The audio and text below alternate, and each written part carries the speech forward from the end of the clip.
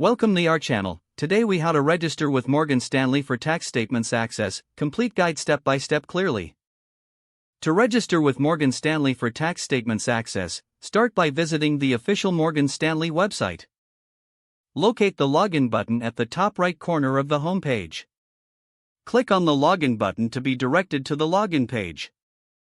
If you're a new user, find the enroll or register link usually positioned below the login fields. Click on the Enroll or Register link to begin the registration process. You will be prompted to enter your personal information, including your social security number, and provide your email address and create a secure password for your account.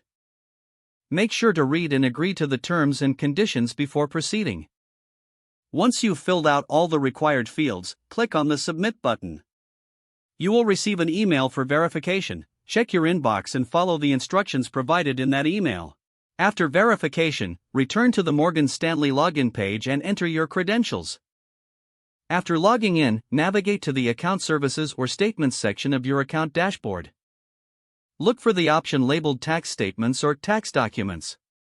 Follow the prompts to set up your preferences for receiving tax statements. Confirm your selection to ensure you have access to your tax statements each year. Be sure to log in periodically to check for any updates or changes in your tax document settings. If the page does not load, refresh the browser or try again in a private or incognito window.